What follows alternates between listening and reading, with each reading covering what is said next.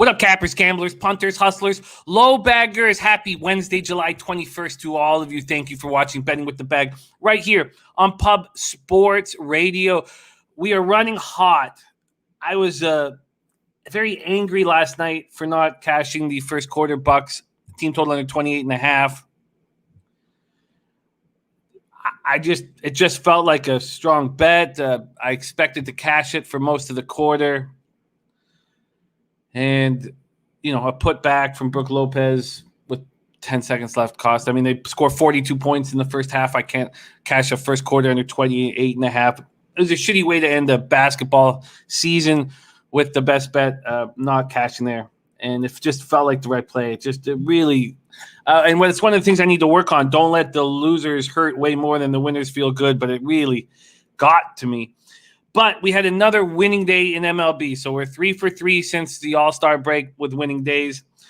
So now we went 3-1 yesterday because the Jays game was postponed. We cashed the Tigers minus 110, which I would have liked to have already bet, but it's not available right now. I bet 365. Cashed the Angels A's first 5 under 4.5. Cashed the Seattle Colorado first 5 under 6, and we lost the Cleveland Houston first 5 under 5. And we lost that. It was 2-0 going into the bottom of the fifth. So it was very close to just some bad bounces took away some fucking glory. But we are 10-5 since the All-Star break, plus 4.83 units. We're back in double-digit units for the season, 207 wins, 173 losses, 54.5%, plus 11.67 units, ROI plus 3.07%, average line minus 112. You can see that I'm a little fucking pissed off, and I shouldn't be. It's a problem in capping when you let the losers hurt more than the winners feel good. So I'm thankful to be here. I know that capping with you guys will get me out of this mood that I'm in, that I shouldn't be. Everything's going well. We're making money. It's been a great couple weeks. I don't know why I'm, a little fucking edgy today. But I know I'll get out of it capping with you guys. I have made 2 bets already. Sticking to 2 unders. I took the first 5 under 6 in the Mets-Reds game. Stroman, Hoffman coming off the IL with right shoulder soreness. He hasn't pitched since May 26th. He looked great in his rehab starts. I know that doesn't mean much. He's fully built up to start. I think that number is too high with 2 teams that are hitting okay versus righties. They're not smashing righties like a lot of teams are. We'll get into that further. I'm also on the under 5 in the Pirates Diamondbacks game. These are the Mets game starts at 12:35. So that starts in an hour and 30 minutes. And then I'm on another afternoon spot. I'm on the first 5 under 5 in Pirates Diamondbacks. That's Max Kranick celebrating his 24th birthday, going up against Mad Bum. Consecutive home starts from Mad Bum. He's one of the few players that can be on a really shitty baseball team and still be motivated all the time. So those are the 2 looks I've already got rolling. We're going to have Sharpie joining us with his Dirty K prop. Now, that doesn't come to near the end of the card. And, of course, we'll have the Say Hey play of the day from our man Jose as well. Shout out to all the cappers joining us. Thank you guys so much. We got Michael Ervalina in the house. CP3 over 21.5. Yeah, big shout out to our Turnsy. Don't turn it. Man, Turnsy eating. He's eating 9-3-1 on the Rusty Kuntz play of the day. Christopher Gargaro in the house says, what's up, all 2-0 plus odds K-prop unders last night. 37, 17-1. Wow, looking good, buddy. Looking good. There's Slatsy in the house. His Astros get 6 in the 5th. Yanks get 2 in the Astros get 6 in the 5th. Yanks get 2 in the 5th. Bucks go over in the first quarter with 10 seconds left. And Suns thought the game started at 10 p.m. 2-4 on the night. Time for a reboot. Yeah, Slatsy, that's too bad. It's too bad. Turnsy was on that. A bunch of you guys probably tailed that under team total under 28.5. I really thought it was a strong bet. Turnsy said that it made me feel better to hear him say he would make that bet again. Like, it just made sense. And they score 42 points in the first. Fucking irritating. There's Turnsy in the house, 9-3-1 on the Dirty Kuntz play of the day. Dirty Kuntz has captured the imagination of many cappers out there. And our man Jose on the 1s and 2s it's also captured his imagination. And he's putting together a graphic for Rusty Kuntz. That's how much it's caught our attention. All right, Matty Ice in the house has been a bad month for Taint, turning it around today. Yes, and that it's not a week or a month a season makes. A season is a full season, and you're still hitting nice. You're still what? After the worst month I've ever seen of Taint, you're still hitting at 54.2%. That's all you need. And I know you're going to bring it back up. There's Luke Murphy in the house. Says, tough night last night. God, baseball was on.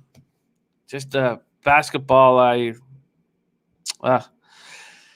just going back to that first quarter. The first quarter, I knew I wanted the under. I thought there'd be a tough start.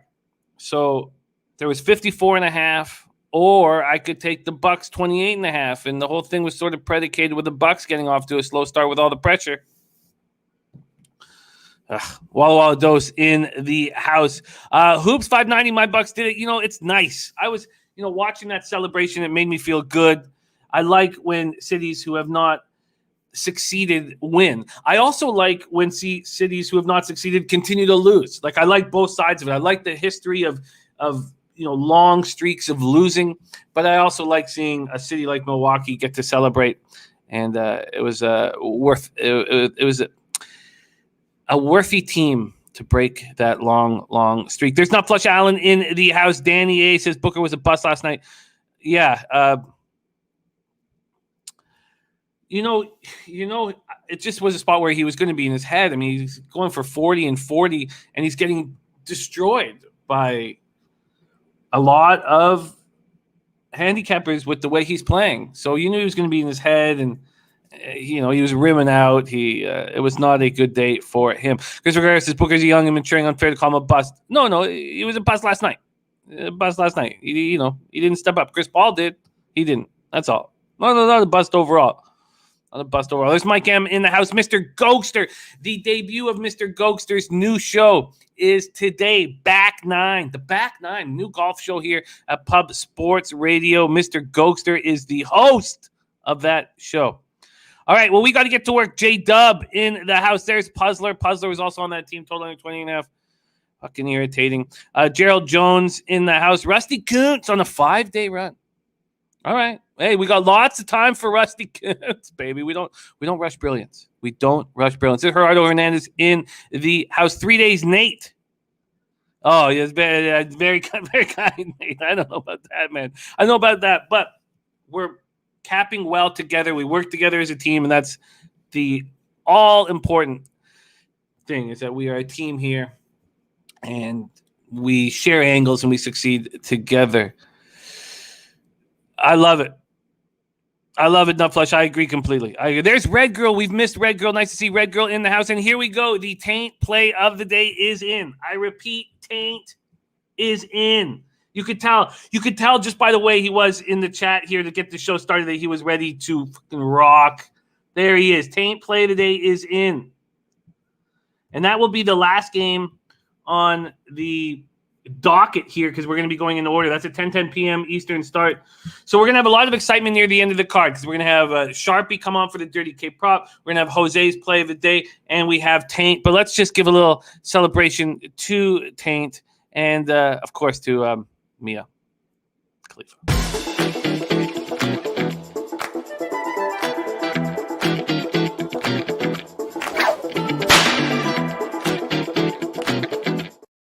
Von Polo, that was such a great bet. Von Polo, Mariners took care of business for me. I left some money on the table yesterday. The White Sox took care of business, and that market move scared me. But the hesitation that I wouldn't have last year about betting the Rockies at that big of a favorite price and not trusting them enough to be that big of a favorite, only taking that first 5 under, I really think that there are some signs here of a prolonged success, and we're pretty deep in. I mean, my record is now we're getting close to 400 bets. And it just feels good, man. Feels good. All right, there's Mr. Gokster, Mike M. Okay, we got lots of work to do. Dutch Boy Fresh. Didn't Dutchie just light up and smoke that game last night? What a great way to finish the season. 5-1. All over Drew Holiday props. Assists over 8.5. Steals. Great work, Dutchie. Great work. It's been very, very fun watching your rise in this industry, and it's just going to keep going the way it is, man. You are a very special talent, and we're also lucky to work with you. Jimmy Gomez in the house. All right, we got lots of work to do. Lots of work to go. Super panties. Gavin Henry says, where's the horse show, Jimmy? God, we ate opening day of Saratoga, we just we had a great day. Nasty Nate says Bucks saved my shitty MLB. They got Nasty. Stick with me, baby. We're eating in MLB. We had a nice day yesterday. All right, so North Ender ready to work. Okay, so we got to get to work. Ross Pitts in the house. Isaiah Bolton ready to eat. Melvin Betances, Platinum Paul. Okay, the team is here. CT Bays, Clint started Die Hard MMA podcast. TJ, I got the 6. I don't know why people were asking me about that. I mean, it's still there's been a problem with Bet365 on my computer for some reason. The first 5s they go away, but I have them on my phone. Oh shit, it's 5.5 now. Yeah. All right, so let's see when that change was. Here we go. Wow, it's 5.5 across the board. Oh, they're not giving me the Bet365 changes here, but yeah, that's a good feeling, I guess. Good feeling. But I'm sorry that anyone had to get the 5.5. The 6 is very, very, very important. There's Kev Riley in the house.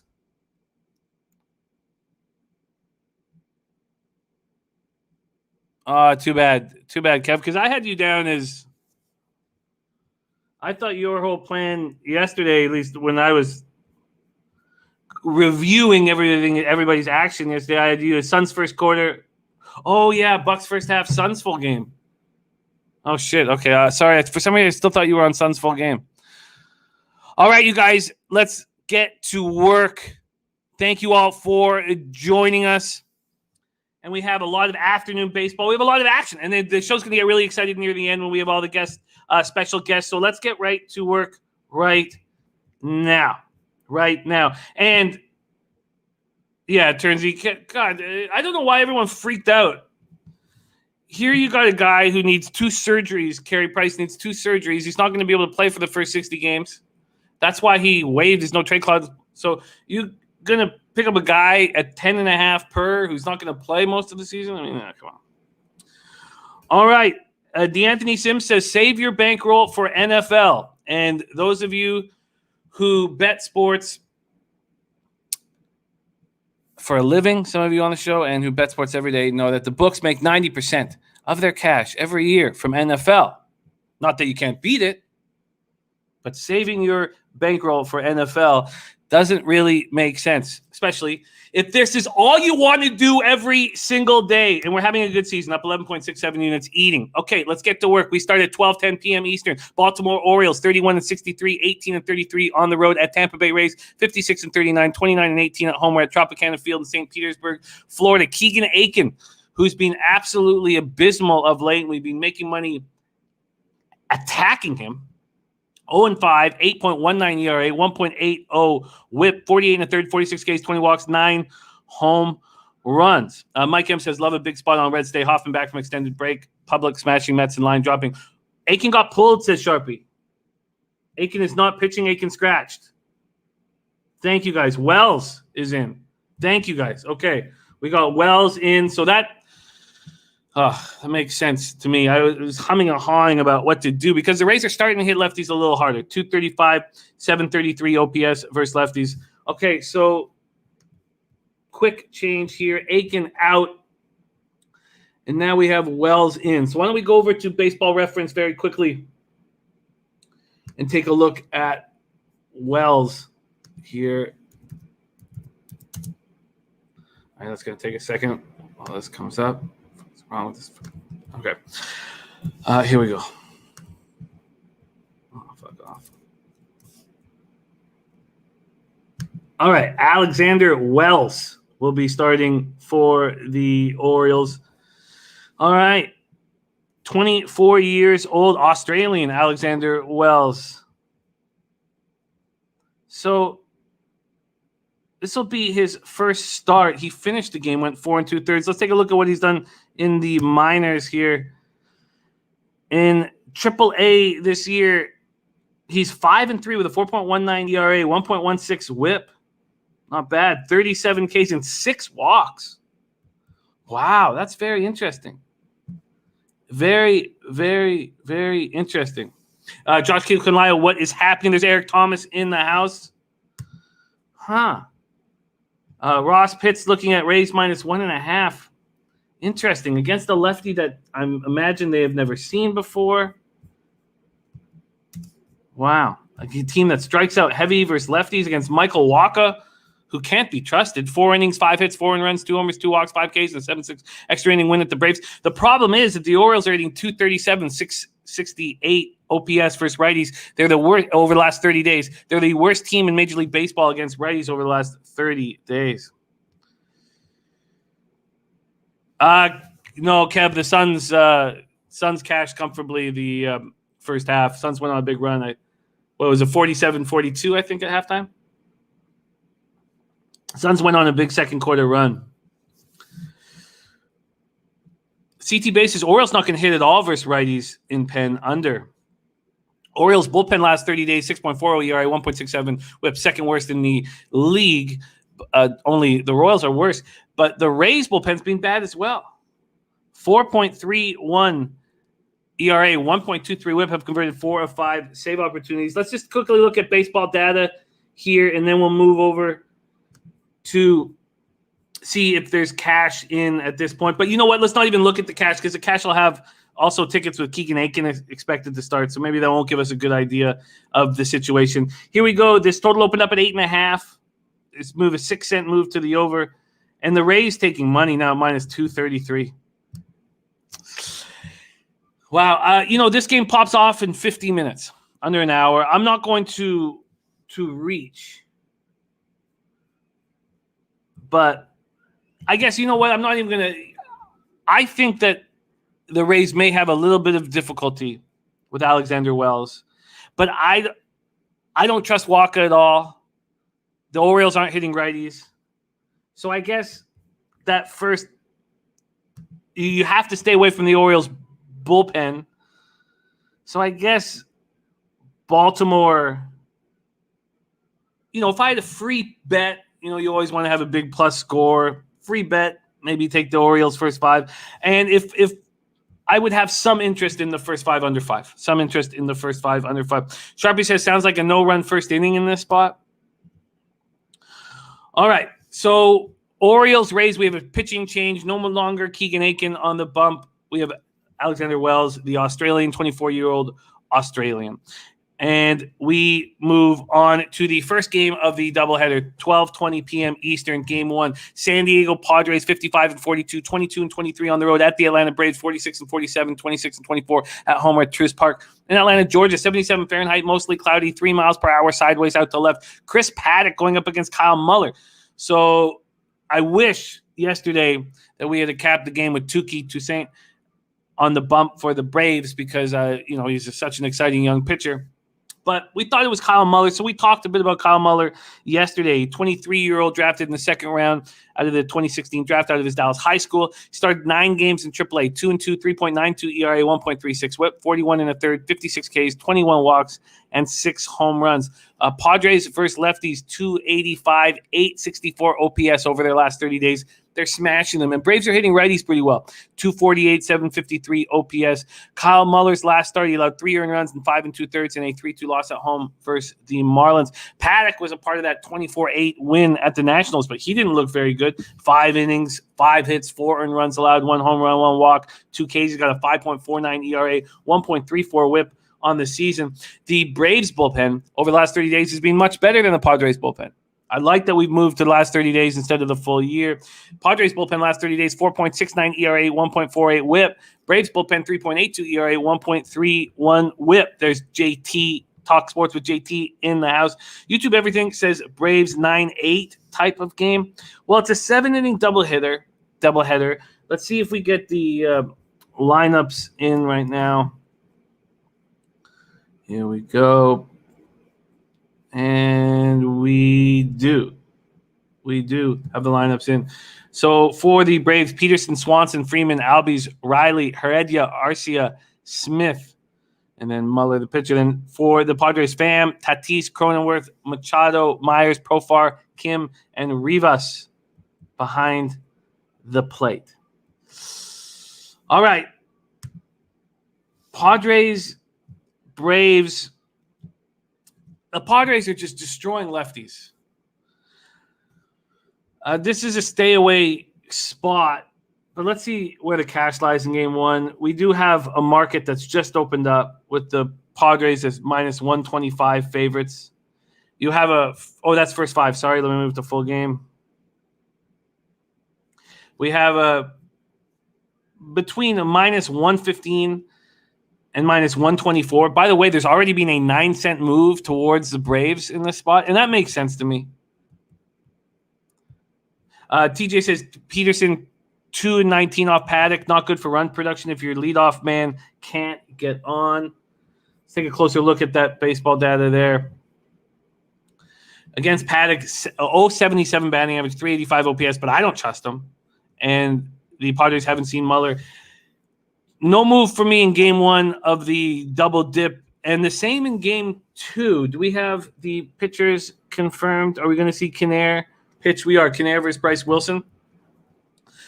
So let's talk a little bit about game two and see if we want to do anything here. 83 Fahrenheit, humid, overcast, 5 miles per hour, sideways, out to left. We have Reese Kinnair, 0-0, 4.91 ERA, 1.91 whip, 3 2/3, 3 Ks, 4 walks, 0 home runs.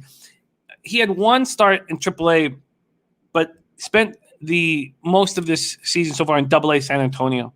And in AA San Antonio, he was 6-1 with a 3.90 ERA, 1.17 whip, 55 1/3, 46 Ks, 22 walks, 4 home runs, opponent's batting average of 209. Fastball, cutter, slider, changeup, and he throws 92 to 95. His last start was at home versus the Rockies, and he looked pretty good. 3 2/3, 3 hits. I guess, I shouldn't say that. 2 earned runs and 4 walks and 3 Ks against the Rockies team that is hitting righties harder now, but wasn't earlier in the season. But Bryce Wilson has not looked good. 6 2/3, 5 hits, 1 earned run, 1 home run, 2 walks, 4 Ks in his last start. By far his best start of the season, sitting with a 5.34 ERA, 1.53 whip, 7 home runs allowed in 28 2/3. Was it a turnaround spot? Because the Padres aren't just smashing lefties over the last 30 days. They're destroying righties too. 280, 842 OPS. So it is not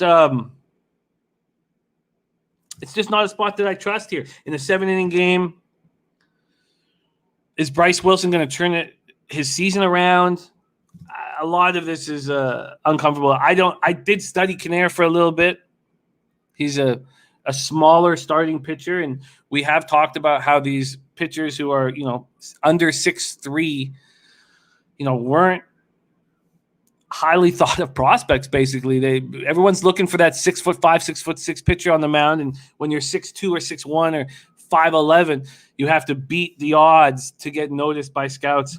Mal leaning under 7.5 Padres. I've got no move on this double dip. The Padres have been a tricky team for me to figure out. So there you have it. Those are the first 3 games on the board, and including the double dip, and no move from me. I start my action here at 12:35 p.m. Eastern on Mets Cincinnati Reds. I got the first 5 under 6 at minus 120, and that was at, that wasn't that long ago. I was about 45, 50 minutes ago. Let's see when the book started moving this to 5.5. I was surprised to see a 6. And by the way, the full game's gone from 10.5 to 10. I was surprised to see a 6. I don't have the line history for Bet365 here, but I do for other books. Let's see what Bet Online when they moved it to 5.5. They just moved it to 5.5 at 11:04 a.m. But interestingly enough, Bet Online opened it at 5.5.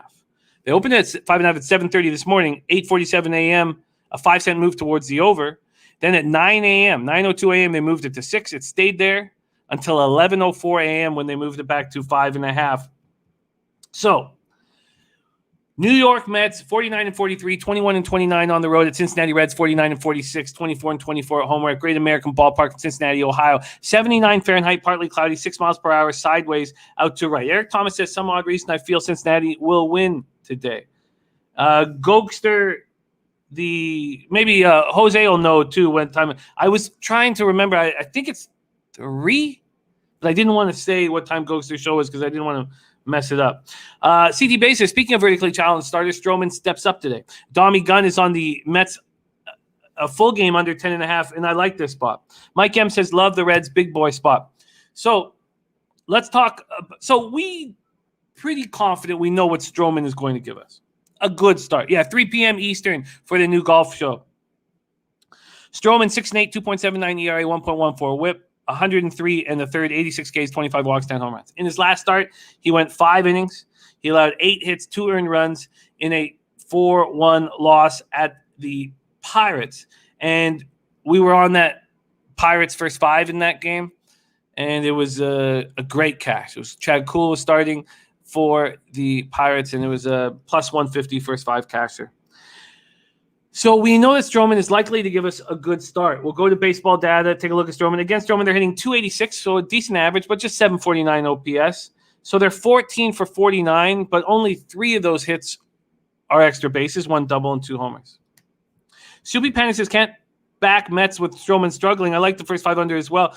I don't see him struggling that much. He's certainly not, but I hear what you're saying, Subi Panic. He's not as strong as he was off the beginning of the year. Mally Mal says Hoffman has his stuff in them last few AAA starts. That's what the word is that, and David Bell was talking about the same thing. He didn't allow a run in his first 3 rehab starts, and because of the All-Star break, they kept him there a little long. Another thing is they've run out of options on Hoffman. So they bring him back up as a starter, and he's here to stay. And I expect him to pitch well. From a offensive side of things, Mets are hitting 248, 744 OPS versus righties last 30 days. Reds are hitting 248, 732 OPS versus righties. So they're not ripping the leather off the ball. And the Reds bullpen, which has been bad if you look at the year-long numbers, the last 30 days they've been good, 3.89 ERA, 1.40 whip. Mets bullpen has been a little worse, 4.67 ERA, 1.42 whip. So this bet is predicated on Hoffman having a good start. We did it. So Eli Morgan's pitching today. On Friday, our first full day back last week, we did the same thing with Eli Morgan. We knew what we were going to get from the opposing pitcher, a good start, probably a quality start, or at least, 2 runs in 5. The question mark is the pitcher that's deemed the weaker of the 2. If you get a good start from that pitcher, you're very likely to hit that first 5 under. And again, I was surprised to see the 6. So, all right. There we go. Hoffman returning from right shoulder soreness. Last pitch on May 26th. And let's take a look at his baseball data versus the opposition. 281 and a 988 OPS. And I wish I took more time. I mean, we have 16 games, and you know how long it takes to break. You could spend 2 hours on a game. I took that with a grain of salt, the 281, 988 OPS. Hoffman was a Colorado Rocky. How many of those runs were scored in the thin air in Colorado? So I took that without a lot of judgment. I didn't take it very harsh. Okay, so let's take a look at where the cash lies. We know that the 6 has gone from 5.5. That is what I attacked. We know that Dommy Gunn's on the full game, and I have no problem with the full game. It was just a spot where I didn't want to double up. And I don't want to do much doubling up for the rest of the year if I can. There's no need to. So the Mets open up at minus 120. They're now at minus 130, a 10-cent move towards them. And as I said, a lot of these books have gone from 10.5 down to 10. So let's see where the cash lies. Jesus, where is it? Sorry. Okay, here we go. So there are 6,266 tickets in. So we got a nice big sample size. This is the most amount of tickets. Actually, no, the Padres Braves, but that's just from yesterday's tickets, so that's bullshit. Okay, so we have 77% of the money line tickets and 81% of the cash on the Mets. Then we have 51% of the tickets on the over, but just 37% of the cash on the over, 63% of the cash on the under, and I think that's a nice spot. Okay, so there we go. There we go. There's Sanka in the house. Great to see you, Sanka. We've missed you. All right, so first 5, under 6, minus 120. There was a couple. I made one other bet, another under that's coming up at 340 Eastern. There were some other bets that I wanted to make that weren't available for me. So I thought, no rush, no worries, no harm done. Let's break it down with everybody. So that's how I get on the board. Now, I wouldn't look. I'm being very strict about how I do MLB because it's a marathon and there's enormous amounts of games for us to attack every day. If I were you, I wouldn't take the 5.5. There got to be some spots on the card where you say, look, I missed it. I missed it. So having a 6 as a push is very important. Having 7 runs have to be scored to lose is extremely important. Now, there are cappers on the other side of things. Wow. And Slat says, Montreal Radio says, looks like Fleury will be taken by the Kraken, will not take Tarasenko. Yeah, look, I said to my friend, he's in a keeper pool, and he was asking me about Tarasenko. Should I keep Tarasenko? And I said, no. I said, Tarasenko's never going to score 60 points in a season ever again. Okay, so we move on. That's how I got on the board. First 5 or 6 of -120. We move on to 2:10 p.m. Eastern. Kansas City Royals, 38-55, 16-31 on the road at Milwaukee Brewers, 56-40, 27-22 at home. And those of you guys that follow me on Twitter, putting out stale lines is an enormous faux pas in this industry, and I watch it done nonstop. And it was something that bothered Pete Loshak when I started. I watched him get very upset when he saw colleagues doing that, and he would get very upset. And it's something that I care about enormously. So when I put out the 6 at -120, Luke Murphy in chat was like, all I see are 5s, and I was like, I looked again. I was like, no, it's still 6. 6 is available right now. But I always say the odds available now at Bet365. Now, I will never put out a stale line ever. Stuff that should, there's got to be some honor in this fraudulent industry, and we try to provide that honor and that transparency and that honesty here on the show.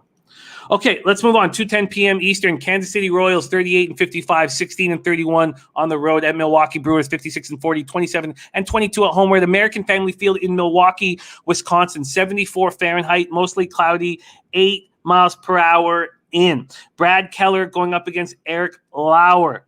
And Slatsy saying agreed. Tarasenko's shoulders are worse than Pedersen's toddler shoulders. Yeah, right. Thank you, Mike M. That's much love to you, my man. And Nate Dogg says he's on the under in this KC game. Much love to you, Nate Dogg. Yeah, Michael, I'm not going to name names, but it's just so prevalent in the industry, putting up stale lines, and it's like, and you should have seen. It was my first year down at SBR, and there was stale lines being put out, and no reason to name names. And Pete got so angry, and I liked it. I liked it. I liked it because it showed the man that Pete is, and I also like a little drama in the office. All right, let's go. Brad Keller, 6-9, 5.97 ERA, 1.76 WHIP, 95 innings, 83 Ks, 48 walks, 13 home runs. So far this year, you look back at the mistakes that, and there's been bunch of pitchers that I've made mistakes with. One of them is Brad Keller, but not on the road. I'm not going to sit here and trust him on the road. But last start at Cleveland, he was awesome. 7 2/3, 4 hits, 1 earned run, no homers, 4 walks, 9 Ks. This is a guy who was supposed to be the ace of the staff, and he's been so bad this year. I don't know what to do with him, and I don't know what to do with Eric Lauer. 3-4, 3.83 ERA, 1.33 WHIP, 56 1/3, 54 Ks, 24 walks, 10 homers. Sean Town says, I've won with the Royals 2 days now, going again. I know a lot of people going Brews have a funny feeling on this one. Christopher Comte says, I've seen it. Capper says, that's what it was when I bet it. Yeah, we watch it all the time. You watch Matty Ice when he gives out the taint play of the day. He'll say, look, this is where I got it, but the taint play today is at the line it is right now. That's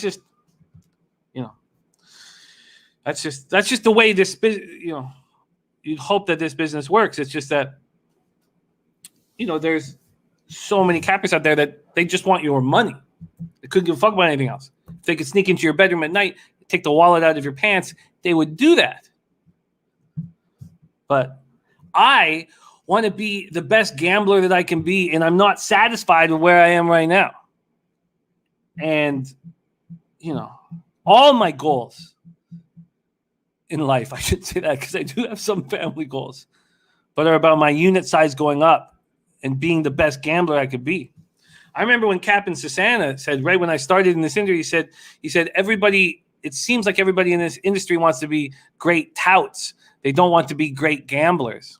But that's a whole other story. All right, so Royals versus lefties, 243, 682 OPS. Brewers versus righties, 259, 789 OPS. Lauer's last start was very good. 1 earned run, 5 hits, 4 walks, 3 Ks, and a 2-0 loss at home versus the Reds. Mike M says his goal is to have a larger unit too. I'm stuck with this. I've got look, this is I can work with it. I can do a lot of damage. Okay. Royals bullpen over the last 30 days compared to the Brewers bullpen is unbelievable. Over the last 30 days, the Royals bullpen has allowed 4 more earned runs per 9 innings than the Brewers bullpen. Unbelievable. Royals bullpen, 6.43 ERA, 1.66 whip, compared to 4 of 10 save opportunities. Brewers bullpen, over the last 30 days, by far the best. 2.41 ERA, 1.11 whip. There's Ron Crawford with a spreadsheet play today, Detroit. I love it. I fucking love it. I couldn't bet it. Wasn't on the board, and it made me so angry. I'm going right back to the well. Look, and Ron Crawford, man, talk about a capper who continues to win all the time. And he gave out the White Sox yesterday with no fear of that market move. Mike M says, I thought Lauer was pushed back from yesterday. Those pattern disruptions scare me off. So there's just 2 big question marks here with the starting pitching. Let's go to baseball data here. Against Keller, 288, 804 OPS, and only Michael Taylor seen Lauer. So let's go to the market and to where the cash lies in this spot. With the market here, you have Lauer and the Brew Crew opening up at minus 162. They're now at minus 175, so a 13-cent move towards them. And this total's gone from 9.5 to 9. So expecting good starts. The Brewers have been smashing righties and lefties over the last 30 days. 56 and 40. TJ says Lauer's last 3 starts very good. 2 earned runs, 18 and a third over the last 3. Much love, Sean. Thank you for those kind words. So I do not trust Lauer, and I want to trust Keller, but that's cost me. Mally Mouse says, I think today's a Brewers first 5 day. They baited yesterday, but it was 2-2. I don't see if you're betting this game, you have to go on the Brewers. I believe that you're going to get a much bigger advantage in 9 innings with how good the Brew Crew bullpen is. Yes, D'Anthony, the taint play of the day is in. It is in. It is the Giants first 5 plus a half at minus 110. And there's Turnsey. Gave out the Rusty Kuntz. Oh, he did give out Rusty Kuntz. Shit, I missed it. Did anyone see Turnsey's Rusty Kuntz play of the day? I missed it. Maybe Jose caught it. If you're still listening, pop it up again, Turnsey. Okay, so let's get back to this spot. Am I leaving money on the table, not trusting both these pitchers? I just can't do it. Let's take a look at where the cash is in this spot. We have 6,000 tickets in, 87% of the tickets and 93% of the cash on Milwaukee. It makes me a little uncomfortable. And then 65% of the tickets and 67% of the cash on the under. And then we don't know if they got in at 9.5 or 9. Oh, Toronto to score first. Thank you, guys. Toronto to score first at minus 110. Thank you. I will copy and paste that. Okay, so I'm going to stay. There's tons of opportunity on this board. I'm going to stay off of that spot. So we have Jose and the Rusty Kuntz. Okay. All right. Let's move on. Oh, Melvin Batten said he wanted Brew Crew team total over 4.5 minus 140, but thought it was too juicy.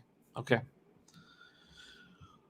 All right. Let's move on. And we move on to a very interesting spot. Seattle Mariners in the thin air, Colorado, trying to save Flexen from the top of the Rockies order that first time around by going with Keenan Middleton. Very interesting decision here.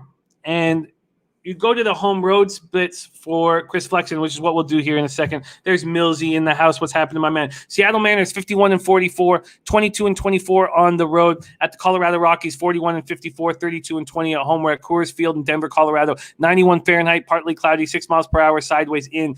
Keenan Middleton has looked good in 24 innings. 16 Ks and 11 walks isn't great, but 1.13 whip. So he's not getting barreled up.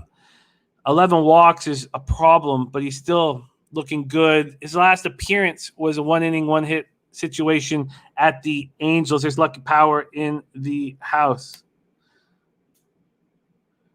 And Jose says he didn't want to put both pitchers on there, so he put Flexen. Yes, so Flexen, and this is a tricky spot. I wonder how you guys are going to be handling it. Flexen has had a good season. Really good season. 9-3, 3.35 ERA, 1.20 whip, 99 and a third, 65 Ks, 20 walks. At home, he's a juggernaut. 6-2, 1.76 ERA. Opponents are hitting 218 off him. On the road, he's been terrible. But he just came off a good start at LA Angels, where he went 7 innings, 6 hits, 1 earned run. It was a solo shot, 2 Ks, and just 1 walk. And on the road this year, even after that strong performance, he's 5.92 ERA, and opponents are hitting 331 off of him. Going up against Austin Gomber, who has slipped out of the rotation. 2 innings, 4 hits, 2 earned runs, 0 homers, 1 K, 0 walks, and a 6-5 loss at home versus the Brewers. So they let him go 2 innings last out. He's a 3.68 ERA, 1.07 whip. He's got great numbers on the season.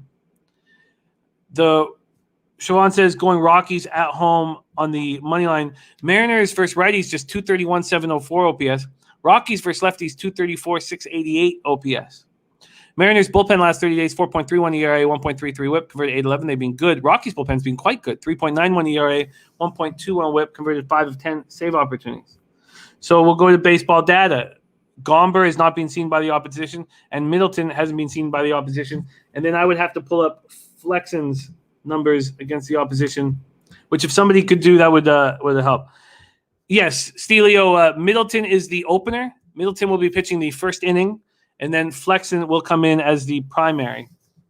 So let's go to the odds in this Rockies spot.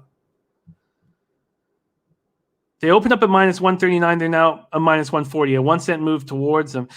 And this total has gone from 11.5 to 11. Oh, no worries, Stelio, my man. All good. This is anytime you got a question, fire it away. So let's see where the cash lies in this spot. Here we go. Just 1,300 tickets in. So 52% of the tickets and 56% of the cash on Gomber and the Rockies. And then 53% of the tickets, 61% of the cash on the over. Yeah, it's gone up a half run. Mally Mal looking for Logan Collins. Yeah, Logan is a monster. He's been a great asset for us all. Wow, Sharpie says he's seeing Flexen as tomorrow's starter.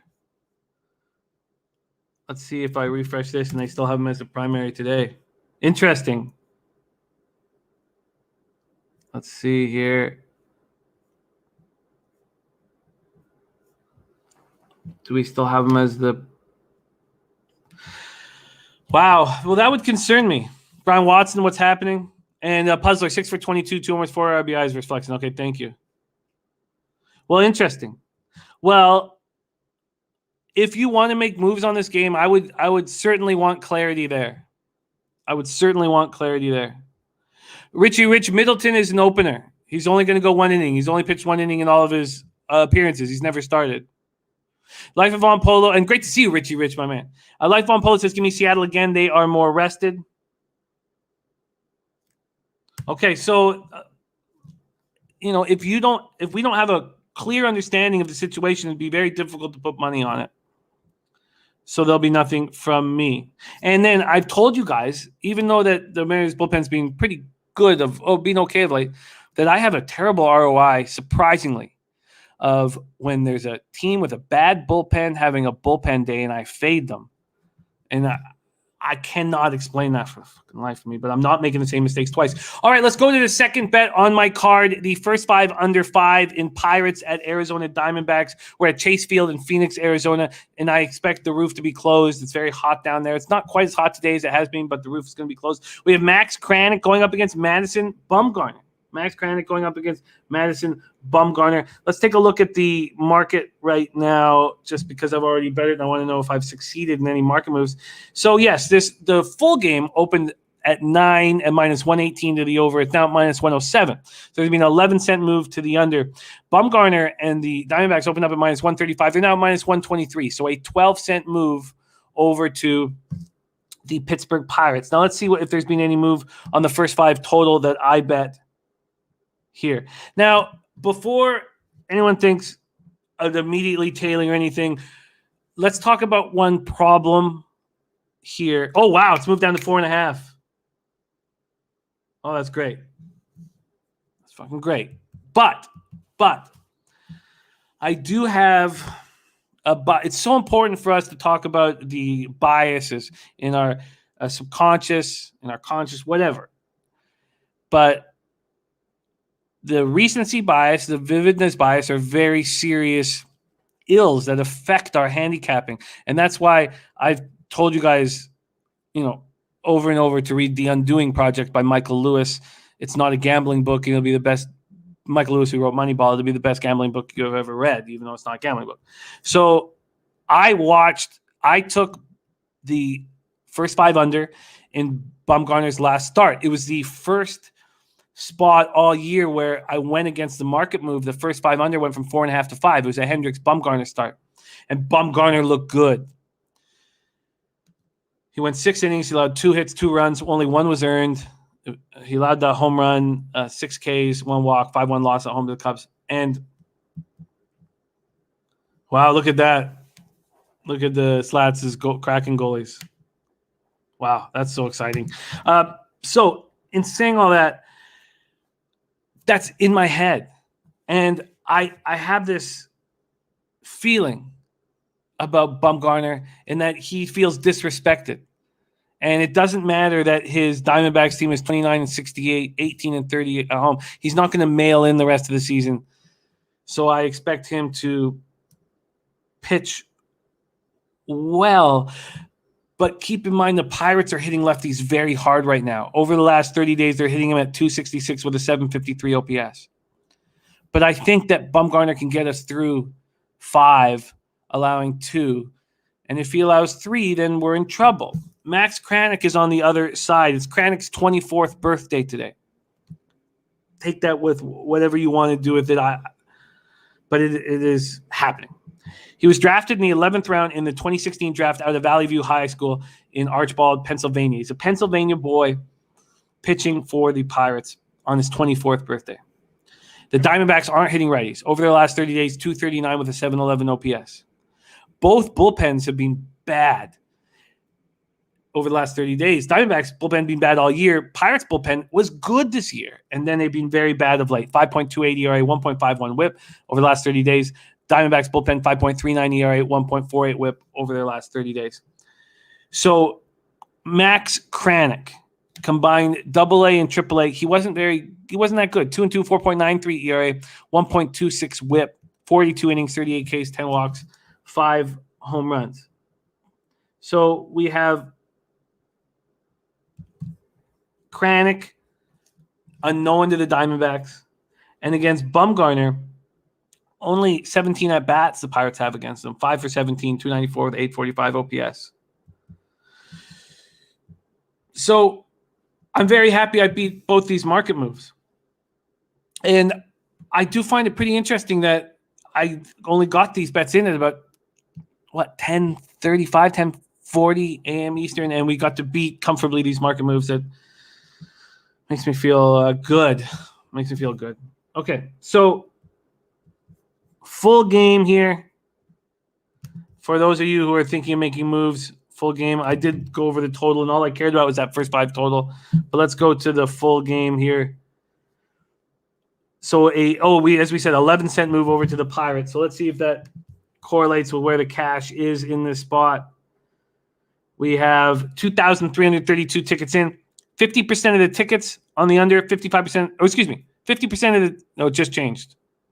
So some big bets just came in on Arizona, I guess, because 51% of the tickets on Arizona, 64% of the cash on Arizona, yet the market moving towards the Pirates. There's some red flags there. 45% of tickets on the under, but 62% of cash on the under. And it was nice to beat that move. All right, let's roll on. Let's roll on.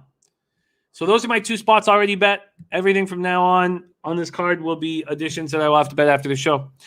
And there was a couple that I wanted to. They just weren't available for me. 7:05 p.m. Eastern, Miami Marlins 40-55, 18-34 on the road at Washington Nationals, 45-49, 27-24 at home. We're at Nationals Park in Washington, D.C., 81 Fahrenheit clear, 8 miles per hour in. We don't know who's pitching for the Marlins because Sandy Alcantara is on the bereavement list and won't start. So I don't know if anybody knows who's pitching for the Marlins, but there must be somebody because the market's out. It opened at 8. It's now 8.5. So something's up. Going up against Fetty, and shout out to Viper NB. Viper has maintained that Fetty is trash throughout Fetty's good start to the season. When I backed him a couple times and got cashed, and Viper said he's trash. And he's looked so bad of late. And now his season-long numbers are terrible as well. In his last start, he lasted just 1 1/3. There's Viper in the house. I was every time Viper, I listen, right? That's what Loshak has taught us. And I was thinking about you when Fetty was getting eaten alive. He went 1 1/3, 3 hits, 6 earned runs, 0 home runs, 4 walks, 1 K, and a 24-8 loss at home versus the Padres. He's now 4-7 with a 5.32 ERA, 1.44 WHIP, 66 innings, 60 Ks, 33 walks, 9 home runs. The Marlins aren't hitting righties. Last 30, 233, 673 OPS. The Nats are smashing righties over their last 30 days. 290 with an 863 OPS. The Nats bullpen is being absolutely atrocious in the last 30 days. 6.04 ERA, 1.55 WHIP. Marlins bullpen has been okay. 4.24 ERA, 1.37 WHIP. Dommy Gunn says, I played Nats last 3 games, won 2, lost a suspended 6-inning game, going back to well again. Damon Santori in the house. Great to see you. Damon says, Fetty is trash. 5 ERA guy, easy. So no move for me. I don't know who's pitching for the Marlins at this point. I imagine that information is coming in because the markets are up now. Okay, let's move on to a spot that I couldn't bet because it wasn't on the board yet. Is it on the board now? No, it's still not. So there's got to be something up with this Phillies-Yankees game.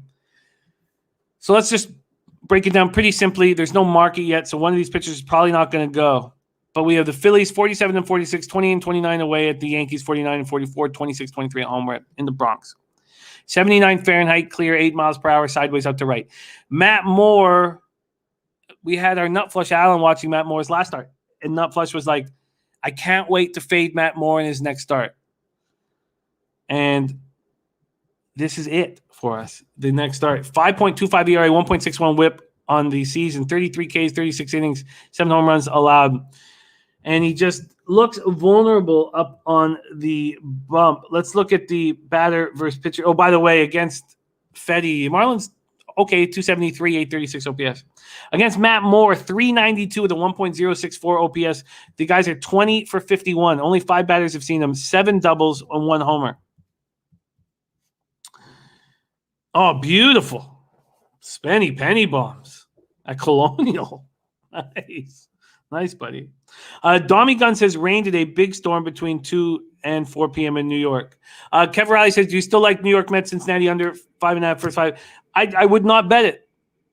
If what I've done all year is if I miss the market move, I miss it. There's tons of opportunities for us on this card, and there's some I still want to attack, Kev. So I just think that if we do that every single time,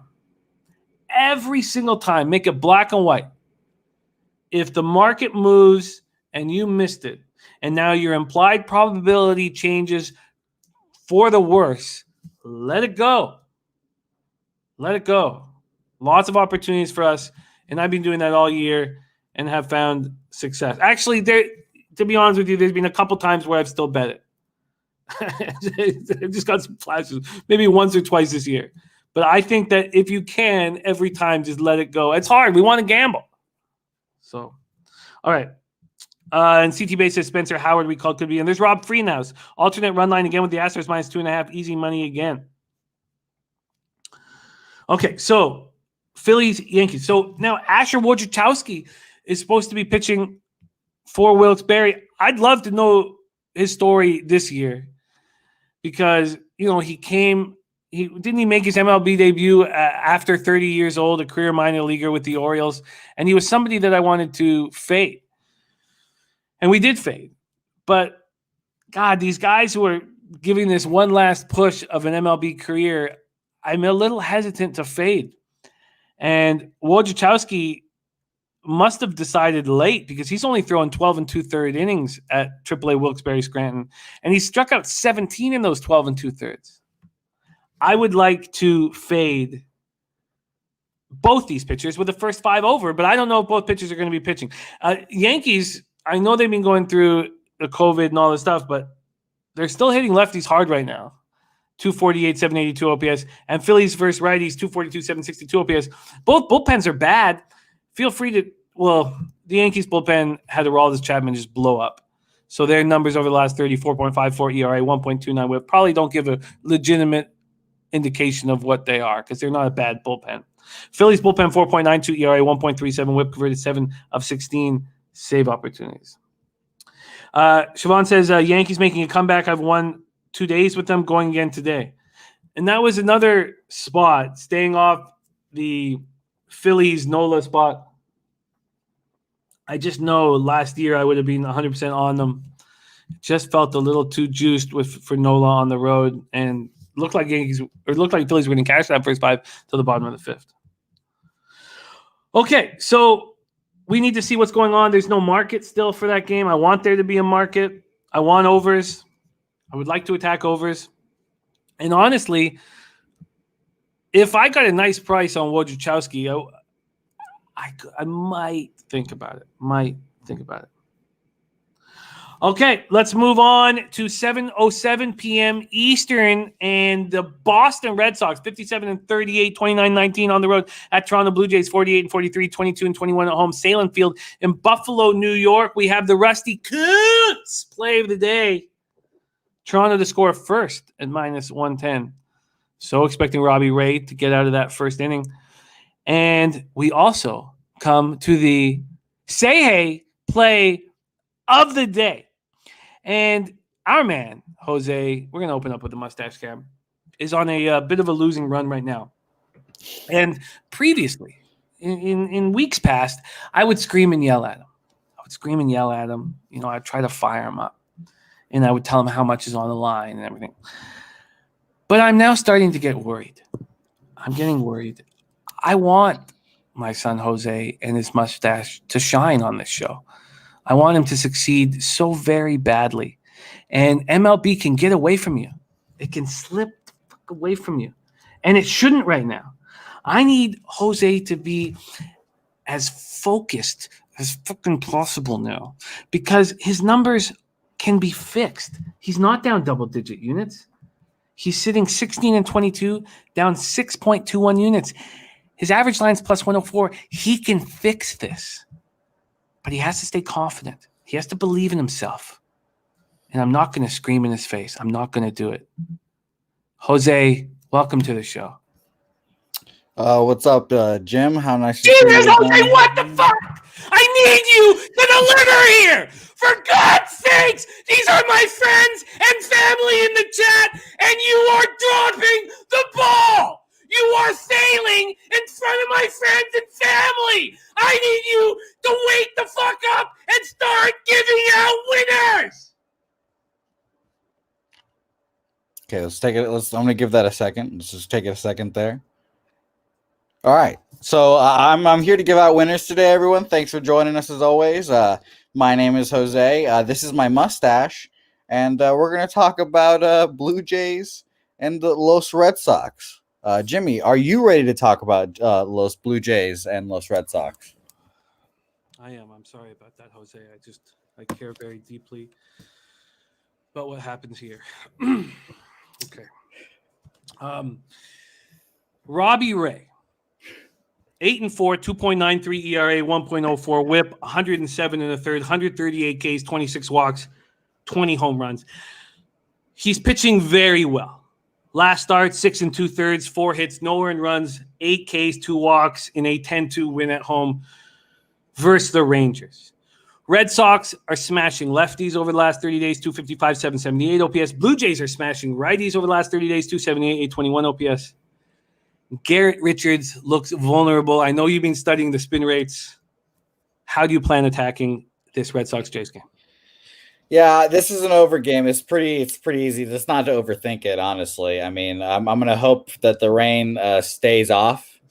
You know, I'm going to hope that we get some good weather, and I'm going to take the Red Sox team total, shockingly enough. I would also lean towards the over 10.5. But you know me, Jimmy, that's a little bit too juicy for me at minus 114. You know, I'm looking at the Red Sox team total over 4.5 at plus 104. And I understand Robbie Ray's a good pitcher, but I think he's definitely vulnerable at times. He's not an elite ace in the Red Sox. As you say, they hit him. The people on the Red Sox hit him. Like Kike Hernandez has seen him a couple times, has 4 home runs off of him. I'd also look at his props as well. And his FIP is a 7 against the Red Sox. So I truly think that he can get touched up today. I definitely think Garrett Richards can get touched up today because he's fighting for a spot on the roster. So it will be interesting to see how he does. But I'm leaning towards the Red Sox, Jimmy. The Red Sox team total is at plus 104. I was pretty surprised. I thought it would be around that price. But I for the Red Sox being, a very popular team, one of the best teams in baseball, getting a team total at almost, even money-ish, a little over it against Robbie Ray, who, again, we know who's been good, but not great. So very, very interesting. Very interesting. Very interesting. So there's been a huge move, and it keeps moving. It's moving so fast at Pinnacle. There's been a 33-cent move at Pinnacle. Don't get Slats. Don't you think? 33-cent move towards the Blue Jays here. This total opened up at 10.5 at minus 113 to the over. It's now minus 114. So not a huge move there. Let's talk about the baseball data a little bit more. And Garrett Richards hitting 309, 810 OPS against them.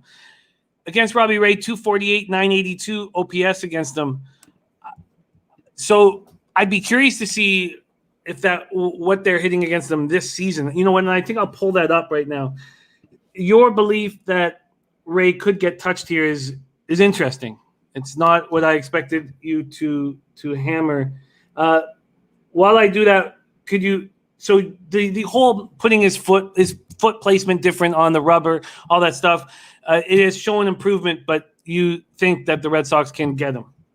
Yeah, the Red Sox are a great team. They've got a little bit of juice now. I said the other day, I think this was one of the rainout games in New York. Jarren Duran is up for the Red Sox now. He's I wouldn't call it a superstar prospect, but he's very hyped in Boston. He's the outfielder that's supposed to take center field, and he came into the lineup and immediately brought some juice back, especially after losing 2 or 3 against the Yankees. They come out and hammer the Jays in game 1. Then we have the rain out game 2, so we're gonna have a makeup game. So I think that Jarren Duran and the front office, I think, giving the Red Sox kind of that boost. Jimmy, we talked about this before. If your front office starts buying and acquiring pieces, then your team starts feeling a little more confident. They start feeling good about themselves.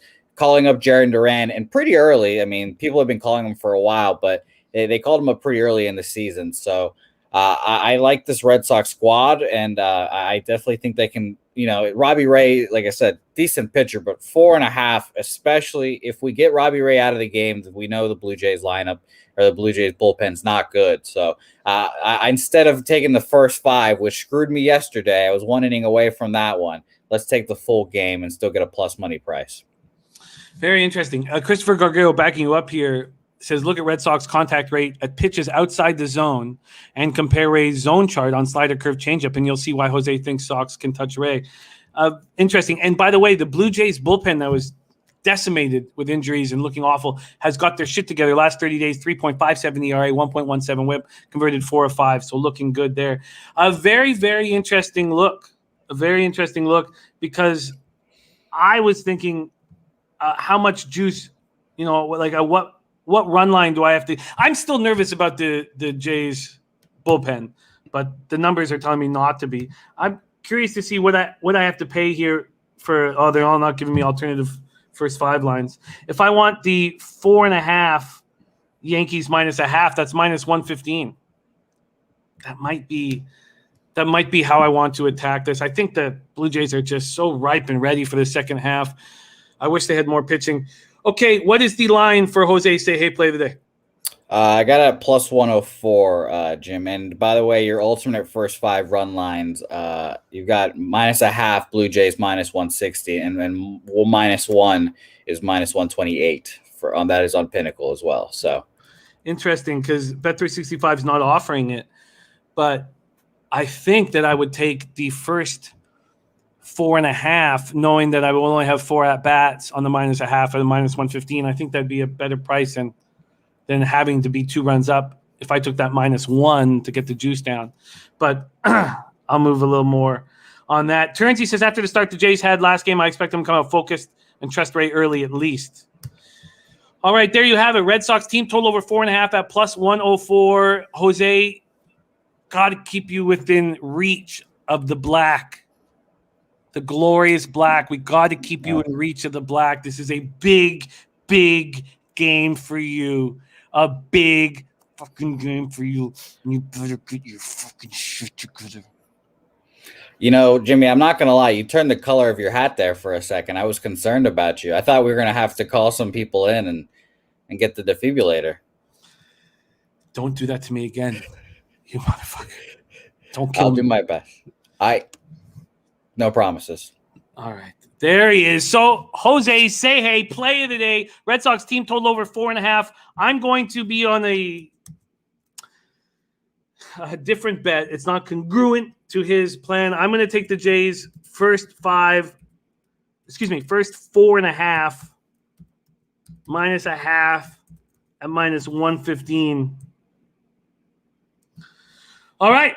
There you go. North Ender says Jose cool as cucumber. Yeah, man. He sounds like he's been yelled at before. Piker says, what do you think of the opposite of fish grease? Whatever you come up with, that's what I need to describe these last couple. I'm colder than the opposite of fish grease. Jesus, Piker. Jesus. All right. There you have it. Jose's Say Hey Play of the Day. Red Sox team total over 4.5 at plus 104. And I'm going to take the Jays first 4.5 minus a half at minus 115. All right, we move on. And this is something that I was very upset that it wasn't available to me. Okay, here we go. Let's see if it's available to me now. I want to go right back to the Tigers well. And let's talk it out. Maybe it's a good thing that I have a Real Deal Prime says Jays all day. Let's go over this spot right now because the Tigers have a winning culture in the clubhouse. When was the last time we said that? And I don't trust Jordan Lyles. And look, Jordan Lyles he's got me before. I don't know what my ROI is with him, but I faded him many, many times. And I want to do it right now.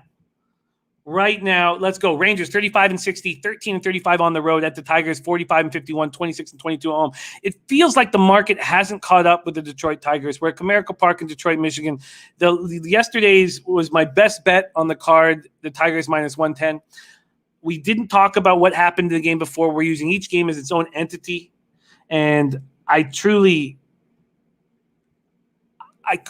have been more confident in that spot, even though they'd won 14-0 the day before. And, sometimes you're uncomfortable backing a team when they, curb stomp their opponent. Jordan Lyles, 5-6, 5.20 ERA, 1.49 whip, 103rd, 79 Ks, 33 walks, 21 home runs allowed in those 103rd. His last start was ugly. Now it was at Toronto. This is going to be easier for him. Toronto rakes.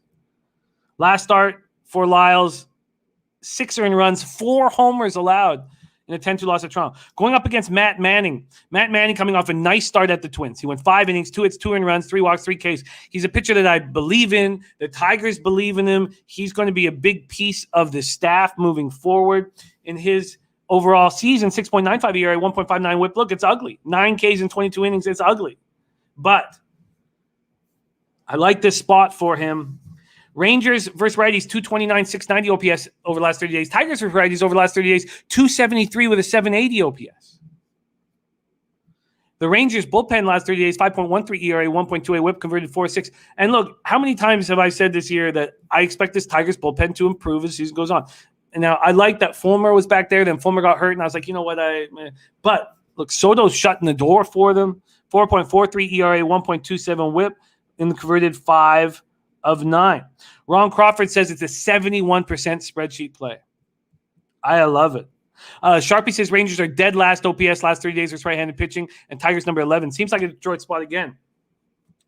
Look, market hasn't caught up with these Detroit Tigers, and they want to keep winning.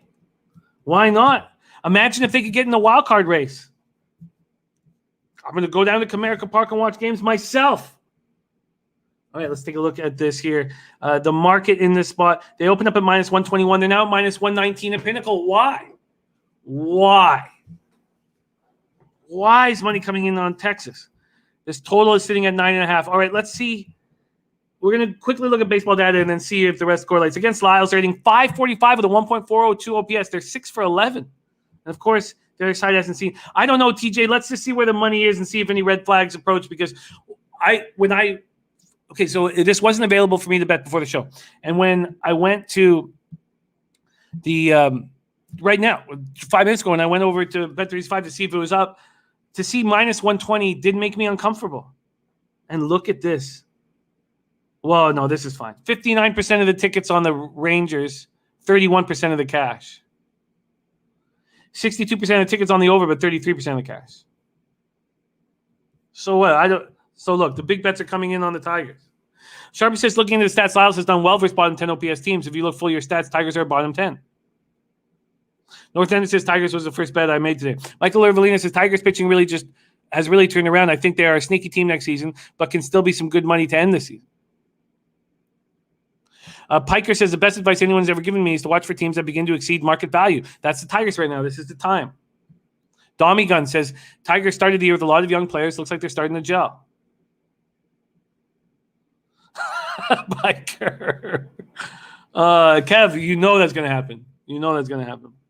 Christopher Guerrero says Lyles is throwing the four-seam fastball 41% of the time. With rate for the season is 19%. Last few road starts, it's way below that and spin down. Real Deal Prime, thank you for the kind words. I want to get paid by my bookie. That's who I want to get paid by. Badly. Very badly. And I want your pockets to fatten. And there's Twate Latte, Cubs versus run line plus 170. Damn. Viper says seems trappy. Yeah, it does. It seems trappy.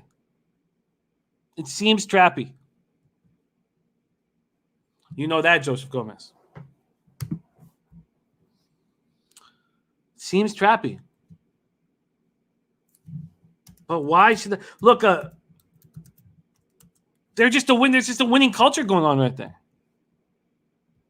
I think Tigers keep winning, but it doesn't feel right. This should be minus 135 by now.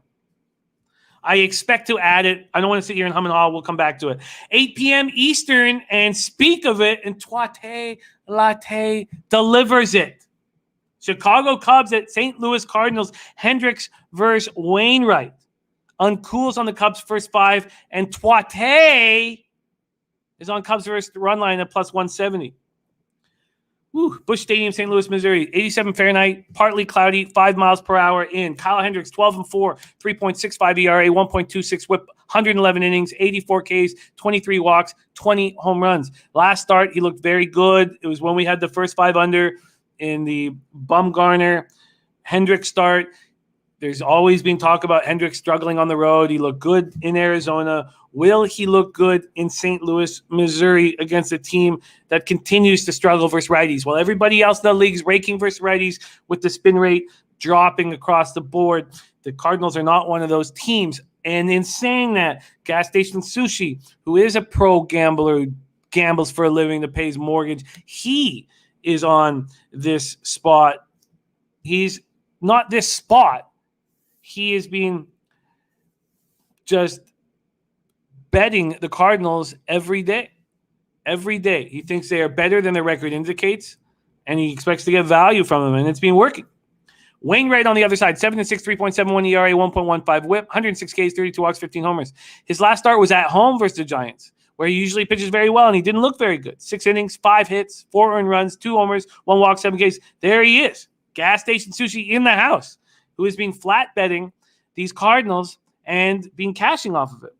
Christopher Gargaro says you might hear about Hendricks later as a K under. Just faced St. Louis on the 9th of July, so 12 days ago, and only 1 K at home. Lots of good indicators so far. Cubs versus righties last 30 days, awful. 236.84 OPS. And as I said, the Cards, 242.703 OPS. Look at that, 1-0 Baltimore. Damn, that should have been a move. Okay, Cards bullpen 5.28 ERA, 1.42 whip, converted 2 of 5. Cards bullpen 4.18 ERA last 30 days, 1.42 ERA, converted 6 of 8. All right, let's take a look and see the odds in this spot. Very interesting. Here we go. This total opened up at 8 at a pick'em. There's been a 2-cent move towards the over. And look at this. This opened up as a pick'em. And there's been an 18-cent move towards the St. Louis Cardinals and Wainwright. Wow. Let's go to baseball data. Against Hendricks, they're hitting 227 with a 637 OPS. But Goldschmidt is hitting 316 with an 876 OPS. And Nolan Arenado's hitting 273 with an 860 OPS. Those are the guys you need to rake. Or Arenado's gone deep 3 times in 33 at-bats against against Hendricks. Against Wainwright, 243, 728 OPS. Johnny K says tough one, and I agree. Let's take a look at the cash. That is the Detroit Tigers, Nasty Nate. Okay, we're going to go to live odds here and see what we are dealing with here in this game that is going to be heavily bet. But just 3,341 tickets in. We have 57% of the tickets and 48% of the cash on the Cubbies. Then 75% of the tickets and 77% of cash on the over. I do think that over could be in play. How bad these bullpens have been bad over the last while. Bad. But the offense has been bad as well. Okay. I'm just gonna look at this first 5 total very quickly. Let's go to total. Here we go. First 5 total in this spot. 4. It opened at 4 with minus 120 to the over. It's now minus 119. Mike M said, had Cubs last night sweaty. Don't think I'll try him again. Like St. Louis today. Okay. I have a lean to the first 5 over. It's a humid day. I do not know if I'm going to pull the trigger. Let's see. Christopher Guerrero says, Cardinals are one of only 2 teams in MLB to have an 80% contact rate on all pitches last 14 days. Numbers even higher at home. Not striking out, putting the ball on play, always potential for runs, says Christopher Guerrero. And that works exactly with what Gas Station Sushi's plan is. Viper says, total's gone over in 5 St. Louis last 7 games while playing in Chicago. Johnny K says, Wainwright pretty good at home. He is, but the Giants got to him last start. 4 earned runs, 2 homers in 6 innings. 4 runs. Can they get us 4 runs in that humid weather in St. Louis?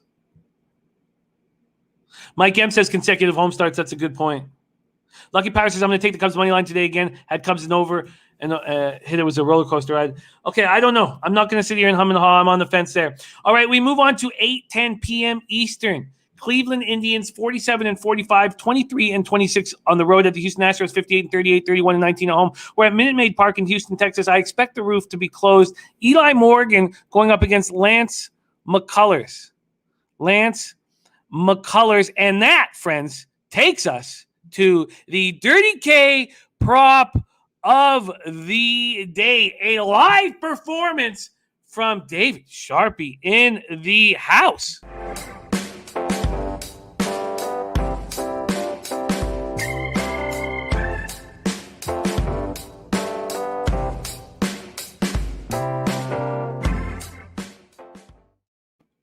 Dirty K prop of the day hitting at 38 and 25, 60.3%. And he's joining us live. Please welcome to the show, Sharpie in the house. Sharpie, what's happening, my man?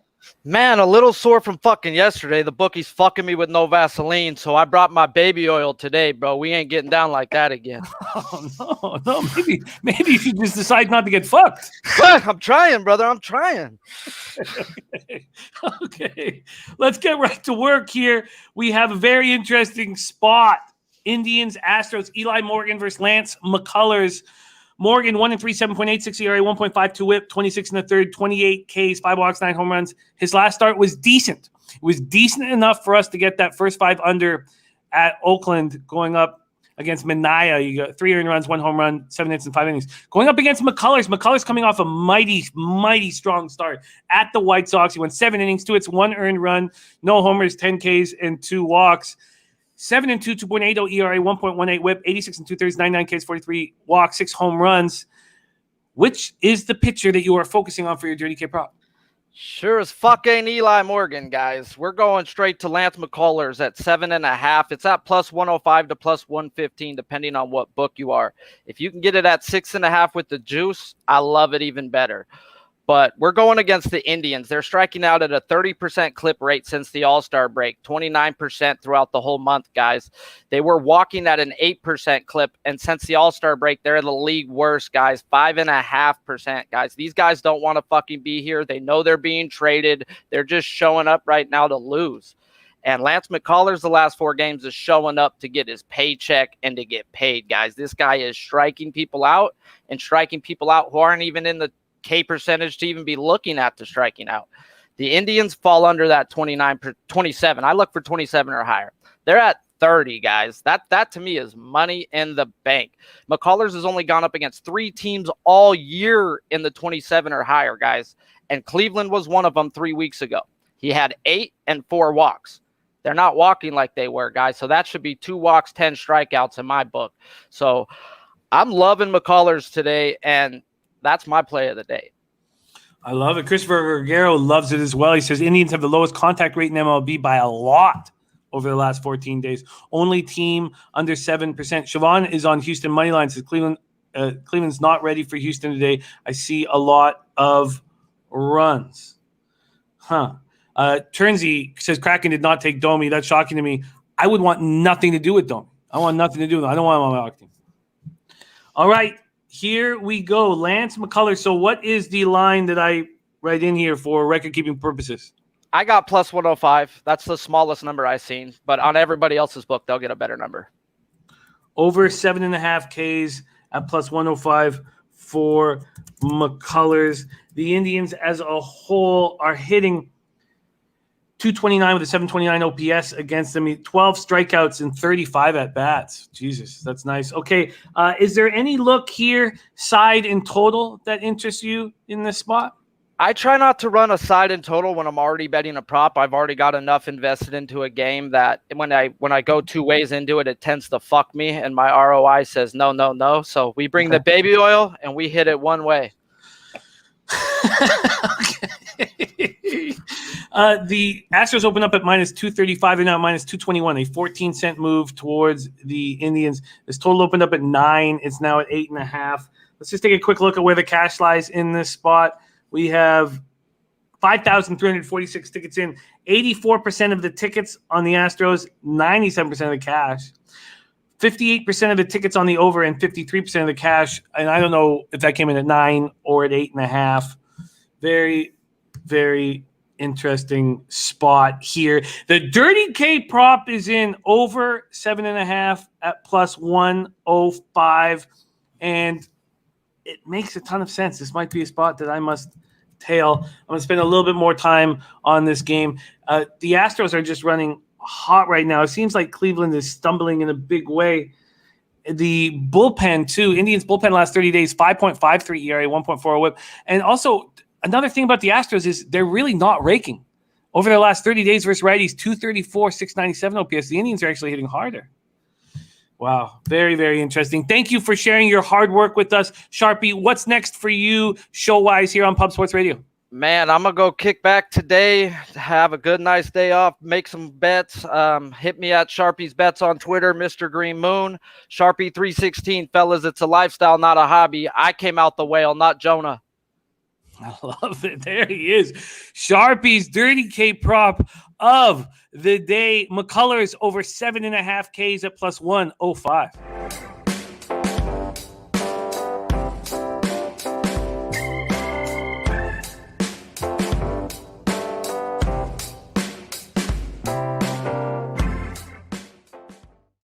All right, let's move on. 8:10 p.m. Eastern, Minnesota Twins and Chicago White Sox. So this was just a gut looking at this spot. I was like, God, the White Sox got to be the play. But then I always forget how the Twinkies can get to Dylan Cease. So let's break this game down together. Twinkies 40-55, not turning it around. 18-30 on the road at the White Sox. 58-37, 35-16 at home. We're at Guaranteed Rate Field in Chicago, Illinois. 73 Fahrenheit, mostly cloudy. 8 miles per hour, sideways in. Michael Pineda 3-5, 4.11 ERA, 1.24 WHIP, 61 in the third, 55 Ks, 15 walks, 11 home runs. In his last start, he went 5 in the third.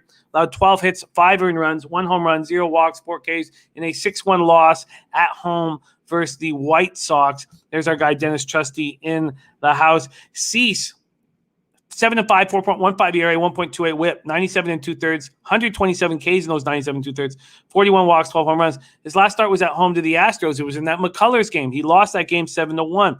5 and 2/3, 6 hits, 3 earned runs, 1 homer, 10 Ks, 2 walks, and a 7-1 loss. Twins versus righties, last 30 days, 237, 70, 34 OPS. White Sox are raking versus righties. 278, 42 OPS over the last 30 days. Twins bullpen atrocious over the last 30, 5.47 ERA, 1.34 WHIP. White Sox bullpen getting their act together.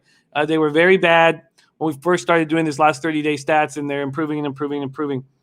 4.21 ERA, 1.25 WHIP, converted 6 of 9 save opportunities. All right. Twinkies, White Sox. How are you guys betting this game? Johnny K says like that over.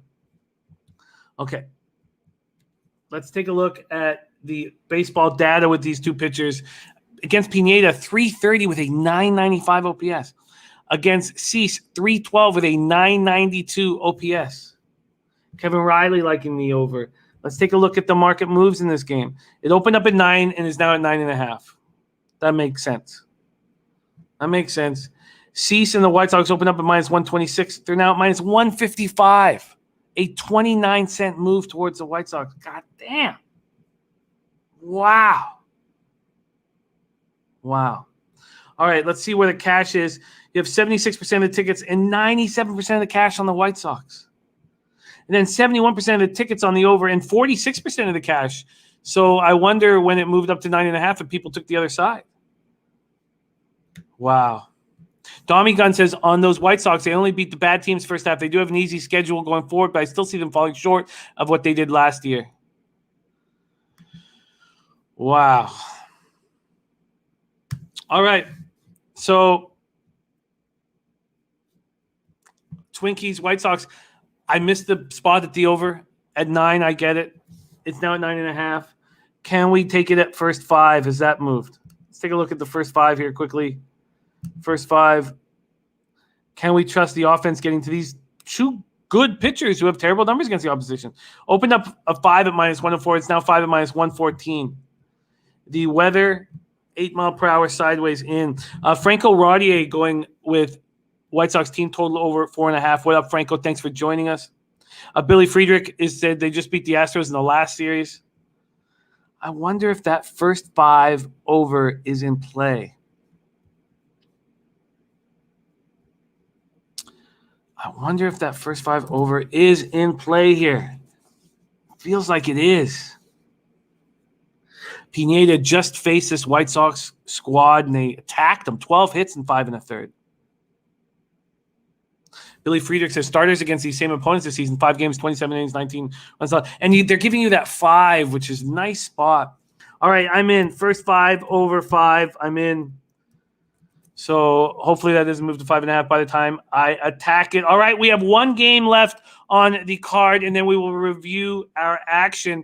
10:10 p.m. Eastern. We get to the taint play of the day. We have hit taint The taint play of the day is the Giants' first 5 plus a half. San Francisco Giants 59-35, 29-22 on the road at LA Dodgers 59-37, 31-15 at home. Taint is here. Giants first 5 plus a half at minus 110.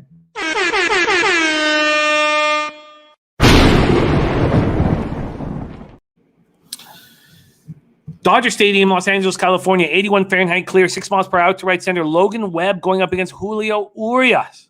Logan Webb, 4-3, 3.54 ERA, 1.25 whip, 56 innings, 60 Ks, 18 walks, 4 home runs. In his last start, he went 4 innings. He allowed 5 hits, 1 earned run, no homers, 1 walk, 2 Ks, and a 7-2 win at the Cards.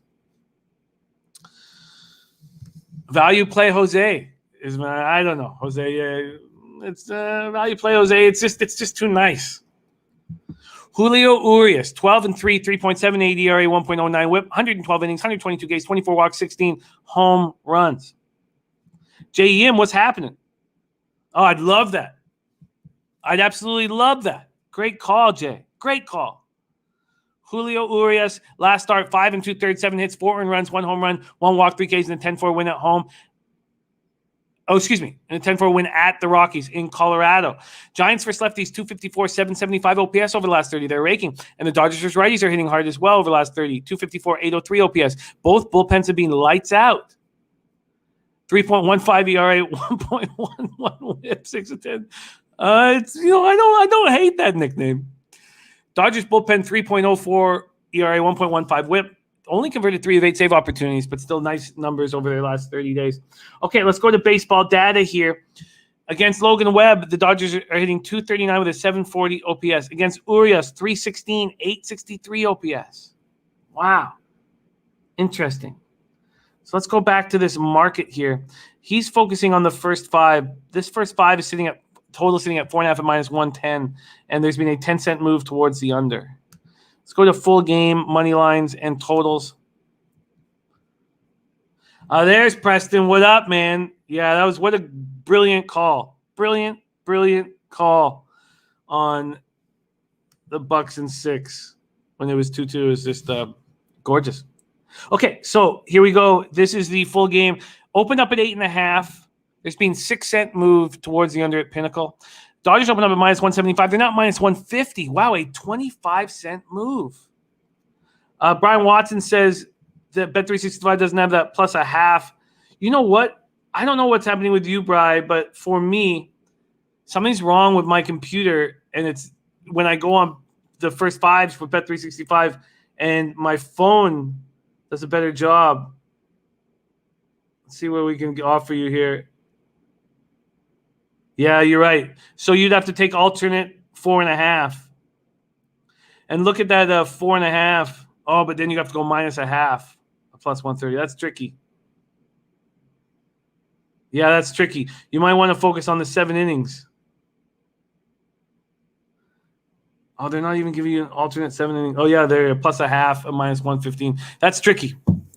Christopher Gargaro says, great to have Christopher Gargaro in the house, says, Urias is worse at home versus much lesser competition. 4.27 ERA, 1.23 whip versus 3.43, 0.99 on the road against better teams. Interesting. Yeah, North Ender, same with mine. James Derviglio is on the Dodgers money line and the under. Huge move towards the Giants. And I don't know if I trust Logan Webb. Let's see where the cash lies in this spot. 5,207 tickets in, 46% of the tickets, 54% of the cash on the money line on the Dodgers. Wow, interesting. And then 31% of the tickets and 44% of the cash on the under, yet there's been a slight move towards the under. Mike, I'm doubling up on this under. Wow. And beautiful weather for offense in Chavez Ravine. Much love, TJ. Thank you. And says, check out Gokster Show at 3 p.m. Eastern. All right, let's review action. This is our 4th show since the All-Star break. We've been plus units in all 3 shows. On Friday, July 16th, in baseball, this is baseball, 4-2 plus 2.25 units. On Saturday, 3-2 plus 0.78 units. And yesterday, 3-1 plus 1.80 units. We are now plus 11.67 units, back to double-digit up on the season, 207, 173 losses, hitting at 54.5%. Our ROI is back above 3%. which is a really nice place to be, plus 3.07 units. Average line minus 112. What up, Marissa? Thank you for joining us. So, action review. We left the Orioles Rays game off, and we've left the double dip in Padres Braves off. We started our action 2 minutes ago in the Mets Reds under 6. Next spot for us is the first 5 under 5 in Pirates Diamondbacks. I already bet that. It's moved down to 4.5. I think that you don't take it at 4.5, that you need the 5. Then I'm waiting to see who's pitching in Philly Yankees, and if we can get okay, we got our first line. BetOnline has given us a line for Phillies and Yankees, and shout out to BetOnline for not being afraid to be the first out into the market. Attaboy, BetOnline, respect. The over is at 10 at minus 115. If it's Wachowski versus Matt Moore, I want the overs. Billy Friedrich says, love that first 5 Minnesota Chicago over. Deeper dive, current rosters, huge numbers. Yeah, I love it. That's great stats, Billy. Thank you for sharing. And Tim Anderson, 12 for 18 versus Pineda. And great stuff, Christopher Gargaro. Great work. All right. And Brian Watson says sometimes they don't have 5-inning alternatives. You're right, Brian. They don't. And that's when you have to be – you can't just be defeatist, because I used to just be defeatist. Now I dig a little deeper on 4.5 and 7 and 3 even. Okay, so I want to attack this over in Philly, New York, in the Bronx. I want to be all over this over. But I need to know that it's Moore versus Wojciechowski. Then we have Jose Seje play today. Red Sox team total over 4.5 at plus 104. I'm going to move on the Jays first 4.5 minus a half at minus 115. I'm going to move on the Tigers. Let's see. Did any more movement happen? Tell me if I could just see like a slight move to the Tigers. No, not happening. Very strange. Tigers sitting at minus 119. I don't know if they don't trust Matt Manning or what's going on there, but I still think that I move on the Tigers. Oh, shit. Dom Ricci says good chance weather will be an issue. I don't have rain there. I do. I need those pitchers on the mound badly in that spot. Let me just look at RotoWire, see if they think there's going to be an issue with rain. But you know what? The RotoWire has 9% chance of rain. But there's been times when RotoWire has been so wrong, and Domi's got his feet on the ground. He knows what's up. Okay, let's just go to New York. Let's go to Bronx weather here. Off, come on. Okay, here we go. Bronx weather. So, yeah, fucking isolated thunderstorms. Okay. And then I lean to this first 5 over 4 in Cubs Cardinals, but I'm going to have to look further into it, and I may not bet it. You know, the offenses have just not been good, and these are 2 vets. Marissa says Hoffman can't find the plate already. 5 pitches, 4 balls. I don't like seeing that. The Dirty K props over 7.5 at plus 105 for McCullers and the Houston Astros. I am going to move on the first 5 over 5 in Twins White Sox, and that completes my card. Then we have Taint play of the day, Giants first 5 plus a half at minus 110. And there you have it. There's our big Wednesday of MLB action. I'm going to be right after, in 20 minutes, you have time to pour coffee, make a sandwich. We have the big closing line MLB show, and I believe that Babano is back in business. I'm not sure, but I believe Babano is back after his vacation and will be there with C-Mac. Then we have our debut of the Back Nine Golf Show at 3 p.m. Eastern. Back Nine Golfing Show, 3 p.m. Eastern. And then horse racing with razor sharp picks tonight. I did tell you guys that Scotty from Equine Edge was going to be on Wednesday night. It turns out he's going to be on the Thursday night show, not the Wednesday night show. But I'm going to jump on, at least for the last 4 or 5 races at Assiniboia and the Dirty Peg.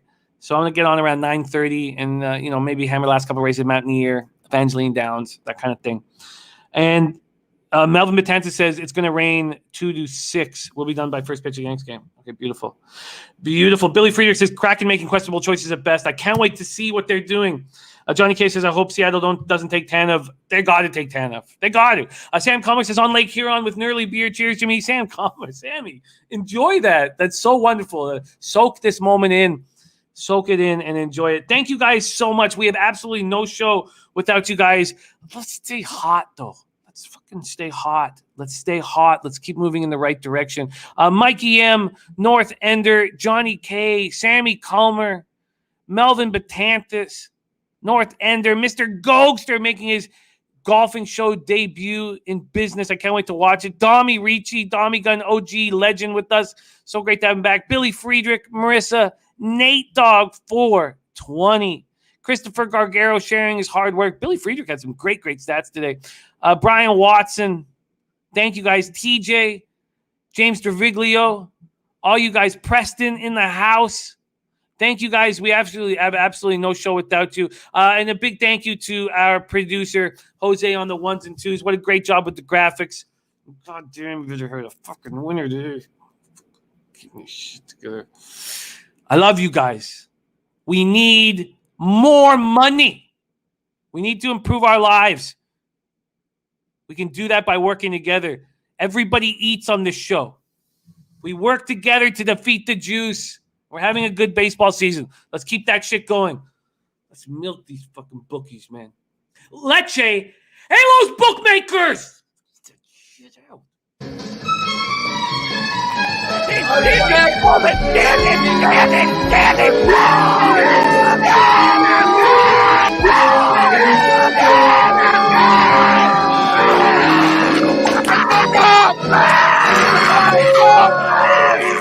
Where's the bang bang, Preston? Come on. I can't breathe.